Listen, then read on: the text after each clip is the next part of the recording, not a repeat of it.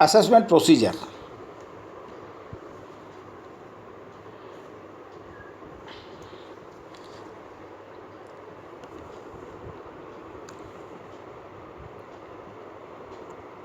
Income Tax Act 1961. Lesson 18. Assessment procedure. In this lesson, we will learn assessment procedure. Good morning, everybody. I am Mr. T.V. Agarwal, retired income tax officer, speaking from Agarwal Income Tax Tuition Classes, Akola.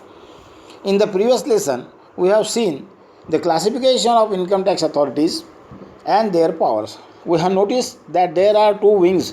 One is side of directors and the other is for commissioners of income tax. We may call wing A and wing B for the sake of understanding. The classification of work among the wing is also different in carrying on of the work of the department. The work and the sections looked after by these wings will be studied later, as it is not the subject matter of our study here. Now we will see as to what is the assessment procedure, which is the subject matter of our study in this lesson. We have already studied the definitions of assessee, assessment, year, and also assessment, etc. in the previous lesson number 2.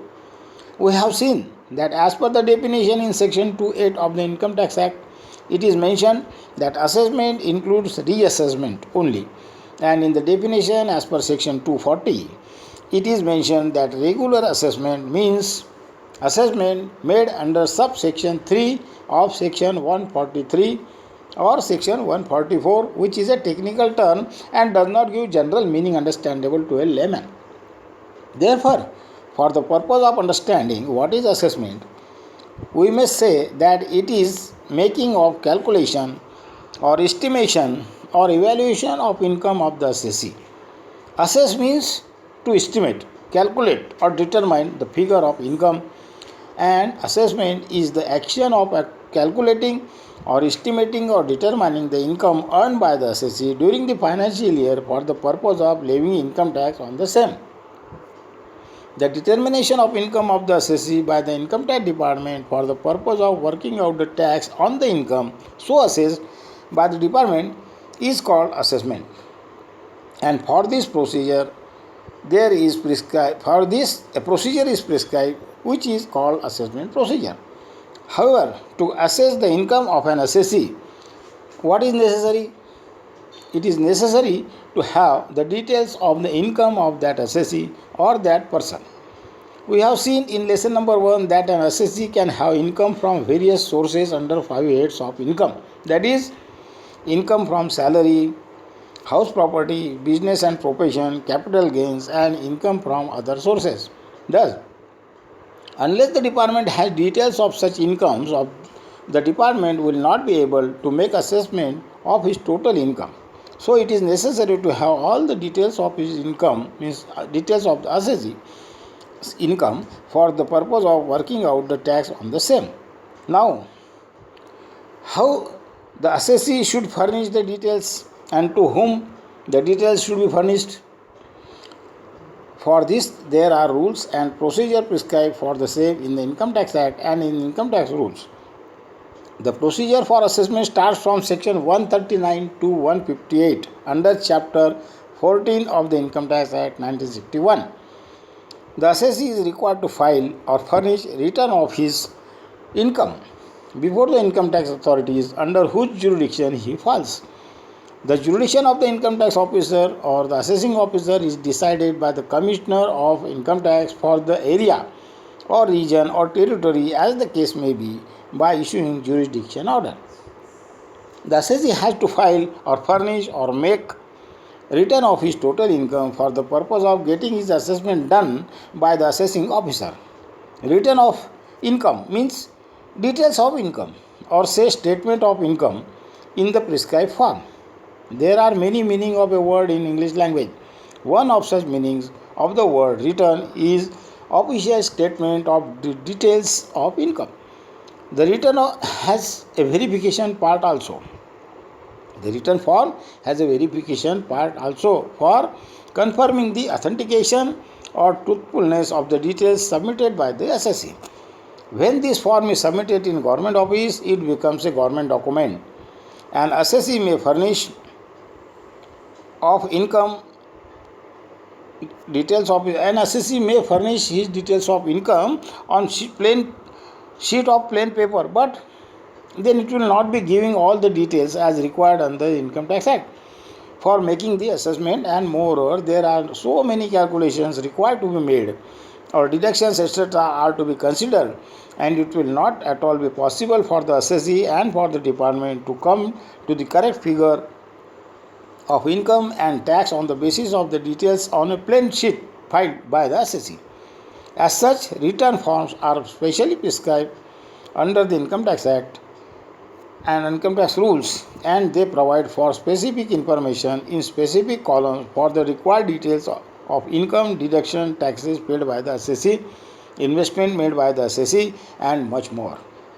Moreover, the benefit of these prescribed forms are that every details of the income from each source and head is given column wise in the forms according to the need of the assessee. Further, there is no possibility of forgetting the income from some heads or source also. Sometimes the assessee may have income from different sources and he may not remember some items from which he got or earned the income.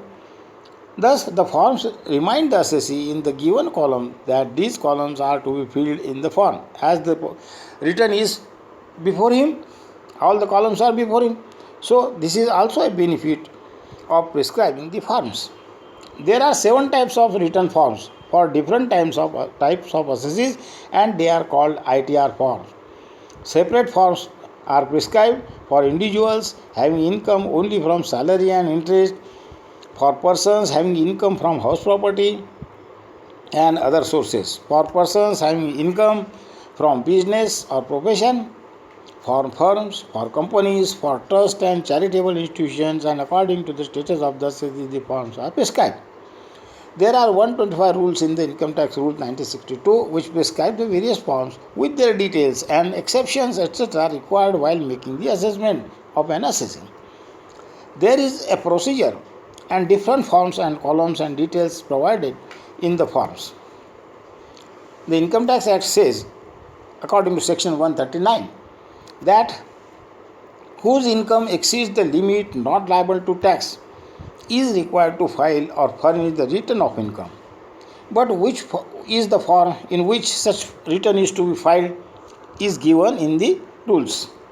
So we have to refer the income tax rules for properly following the guidelines and execute the Income Tax Act in a suitable manner. It is just like an Indian Penal Code, IPC. Is just like an act and has to be executed through the procedure laid down in the rules, which is known as Criminal Procedure Code. IPC prescribed the punishments for particular crime, but how the same should be executed or in what manner as to the filing of the FIR, jurisdiction of magistrate over the case, procedure of arrest of criminal etc. are to be followed from the Code of Criminal Procedure. Likewise, under the Income Tax Act also, that has to be read with reference to rules made for the same. Are you getting my point? Have you understood? I think you have understood the background of the procedure and purpose behind the Act and rules. Thus, the return of income has to be filed in the prescribed form under section 139 of the Act and also within the time limit mentioned in the Act, which is known as due date, mentioned under explanation 2 to section 139(1) of the Act. The due dates mentioned in the explanation are that where the assessees are required to get their books of accounts audited as per the provisions applicable for audit, then the returns are to be furnished by 30th September of the assessment year. And in all other cases, the due date of furnishing of the return is 30th July of the assessment year. These dates, however, can be extended by the CBDT under section 119 of the Act and as and when circumstances warrant. Sometimes it is necessary to extend the dates due to some floods or other evidence or incidents causing the necessity of the extension of the dates. Now we will turn towards the main subject of our study, that is procedure for assessment. The following kinds of assessments are prescribed under Income Tax Act 1961. We will see what are the kinds of assessment. How many kinds are there? Assessments are types of assessments are there. 1. Self-assessment under Section 140A. It is assessment by the assessee himself of his total income and paying of the tax on such income voluntarily by the assessee before the return of income is filed by him. Second, assessment under Section 143(1). Processing of return filed by the assessee and accepting the income return as it is by the department summarily without making any adjustment. This is known as summary assessment, though there is no such kind of term in Income Tax Act. But since the return income is accepted in a summary manner, it is called as summary assessment. 3. Regular assessment under Section 143(3). After hearing the assessee, that is, after giving opportunity of being heard to the assessee for making the assessment. This is called regular assessment as given in the definition under Section 240 of this Act discussed above. Moreover, as the assessment is done after issuing of notice to the assessee and after verifying and scrutinizing the reply and details filed by the assessee in response to the notices and letters issued by the assessing officer, it is also called as scrutiny assessment, because sometimes some information is needed and the income tax officer issues certain notices, and after scrutinizing the same, the assessment is made. Therefore, it is called scrutiny assessment. 4. Best judgment assessment under Section 144. This is also known as an ex parte assessment, which is made by the assessing officer where no return is filed or where no compliance of the notices issued by the department is made by the assessee. Sometimes the return is filed, but the assessee has not complied with the notices. Then this type of assessment is made.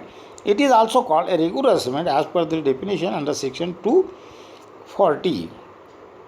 Thus, 5th, the assessment of escaped income, Section 147. If the assessing officer has reason to believe that any income chargeable to tax has escaped assessment for any assessment year, he may assess or reassess such income under this section. But this, however, be subject to the provisions of sections 148 to 153, which prescribe the procedure for this kind of assessment. There is a procedure how the assessment has to be made under this section. This will be the assessment under section 143(3) read with section 147. 6th type of assessment, assessment in cases of search or requisition, section 153A and section 153C. This kind of assessment is made when action for search or seizure is initiated in the case of an assessee. 7. There is also one kind of assessment known as protective assessment. There is, however, no section or provision for this kind of assessment in the Income Tax Act 1961. But if the situation arises as to the uncertainty of the assessee as to in whose case the income or investment etc. is to be taxed, or to whom the income belongs and is to be taxed out of the two persons, then the assessing officer has to take act taking into consideration the circumstances and the situation, and when he is not certain about the assessee who is liable to tax or liable to be assessed, then the assessing officer makes two assessments of the same income on both the persons, both the parties who have filed return. The income tax officer can make assessment on both the parties. One is substantive assessment and the other is protective assessment. The assessment made to protect the interest of revenue is known as protective assessment. These types of situations arise very rarely, and we need not go in detail about this kind of assessment. We have seen in lesson number 2 that the assessee himself computes the income earned by him during the financial year and works out the tax, interest, fees, etc. payable on such income, and he has to pay the dues and then has to file the return of income along with necessary proof of having paid the due taxes. Making of assessment of income by the assessee himself and filing of the return is called self-assessment under section 140A of the Act, because he himself making the assessment. That is called self-assessment. After filing of the return of income, the assessing officer, having jurisdiction over the case of the assessee, verifies the correctness of the income declared in the return and the working of the taxes, etc., on the income so returned, and if it is in order and the taxes paid are correct and no adjustment or variation in the return or taxes worked out and paid by the assessee is required, the return is processed and accepted summarily as it is. This is called processing of return under section 143(1), and the return is supposed to have been disposed of. An entry of this is taken in the register of the AO known as DCR, that is Demand and Collection Register, DCNR, maintained by the department.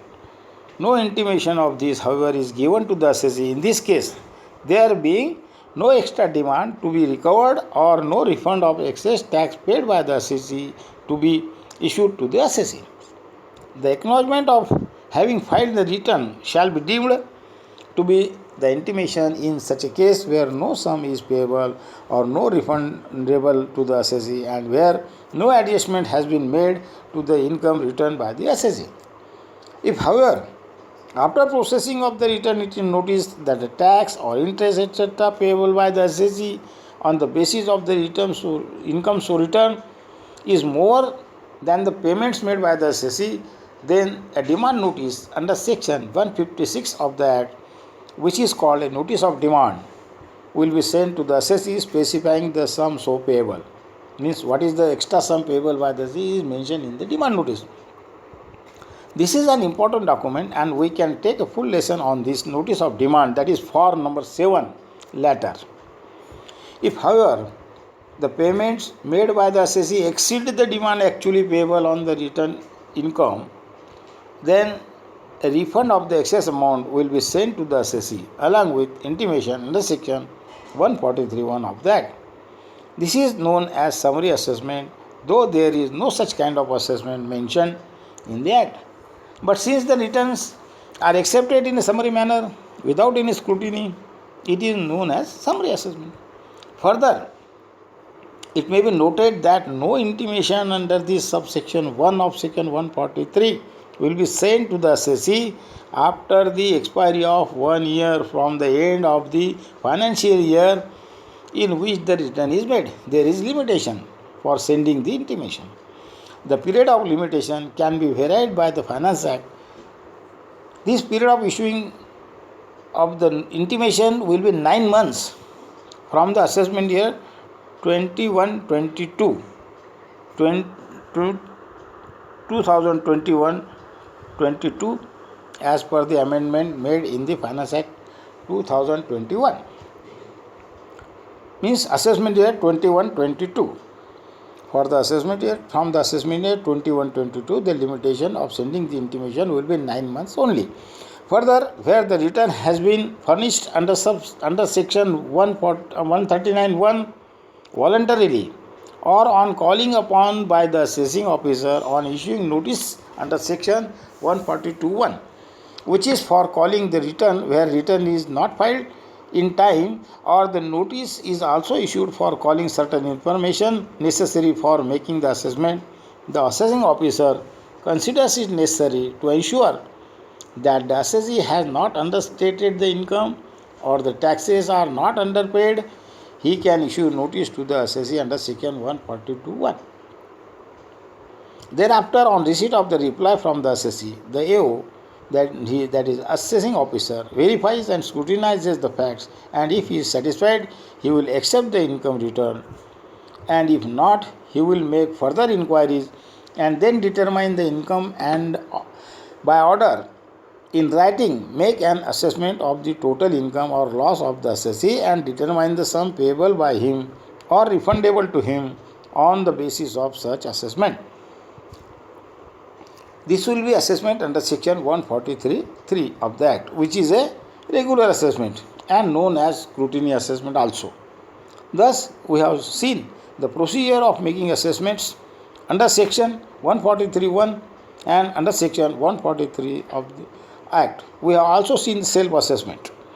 Thereafter, there is one more procedure of assessment under section 144, where the assessee has not furnished any return voluntarily or even in response to the notice issued by the department, or has failed to furnish any information as called for by the assessing officer.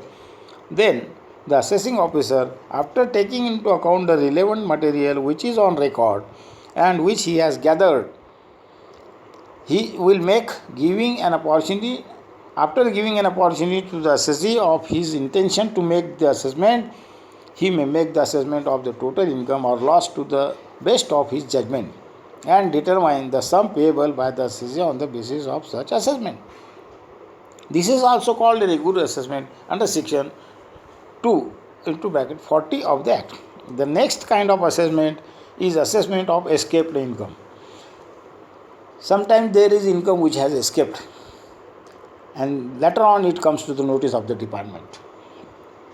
If any assessee has not disclosed his income, or if disclosed and some income has remained to be shown to the department, then the assessing officer can make assessment of such income under section 147 of the Act. This is where no return is filed by the assessee disclosing his income chargeable to tax, and if it comes to notice of the department later on, or where the return is filed but the assessing officer has reason to believe that the assessee has not truly and correctly shown the income, or some income chargeable to tax has escaped to be considered, then the assessing officer can make the assessment of such escaped income under section 147 of the Act. This is also a regular assessment as per the definition under 2 into bracket 40. The sixth kind of assessment is assessment in cases where the department has initiated search proceedings in the case of a person under section 132 of the Act, or books of accounts or documents or any assets are requisitioned under section 132A. Then the assessing officer shall issue notice to such person and assess or reassess the total income of such person. This action of the assessing officer will, however, be subject to the provisos to the section 153A of the Act. There are some provisos, they are provided. Proviso means some rule is provided, that is, they are provisos. Then seventh type of assessment is protective assessment, and we have already discussed the same in the preceding paragraph. The assessment shall be made within 12 months from the end of the assessment year. This time limit is prescribed under section 153 of the Act and can be varied as per the amendments made, if any, in the Finance Act passed every year. This time, the time limit, however, will be 9 months from the assessment year 21-22 as per the amendment made in the Finance Act 2021. Thus, the assessment procedure can be summarized as under: A. The assessee calculates his total income himself and then works out the tax payable and pays the tax and files the return of his income. This is called self-assessment under section 140 of the Act. B. The assessee files return of his income before the competent authority. After the return is filed, the AO verifies the same, and if no adjustment or change is required, accepts the same by processing under section 141 and is known as summary assessment. C. If there is any requirement, the AO issues notice to the assessee and on receipt of reply makes the assessment under section 143.3. This is known as scrutiny assessment. D. If no return is filed or no compliance is made by the assessee to the notices issued by the assessing officer, the AO can make the assessment to the best of his judgment under section 144 and of that, and it is also called an ex parte assessment or best judgment assessment. E. Where there is any escapement of income of assessee, then the assessment of such income is made by the assessing officer under section 147 of the Act. Assessment of escaped income. It is known as assessment of escaped income. F. The sixth kind of assessment is assessment in case of search and requisition, etc. made under section 153A, 153A or 153C of the Act. Discuss supra. Assessment of search cases we have already seen. G. Protective assessment we have already discussed above. After making such assessment, order of the assessment is sent. After making such assessment, order of the assessment is sent to the assessee along with notice of demand or refundable of the sum determined on making assessment of total income of the assessee. The time limit by which the assessment should be made is provided under section 153 of the Act, which is not considered here and will be studied in the next coming lessons. Thus, we have seen the procedure for assessment in this lesson, which will be sufficient for the purpose of examination and knowledge of the same. In short, we have not learned here which types of notices are to be issued, and if no compliance is made, what is to be done. These are the steps forward. And this lesson is limited, since the lesson is limited to subject of paper, and as such details about which notices are required to be issued, how many notices are to be issued, how many opportunities are to be given to the assessees, and how much time is to be given for compliance, etc., and what are the consequences of non-compliance of the notices by the assessee, and what type of information and which books of accounts or documents can be called, and for how many years for making the assessment, etc., are not considered in this lesson, and they are not considered in this lesson for the purpose of examination this year. They are not here. They are for advanced study of the Act, and as such it is not a subject matter of our study here.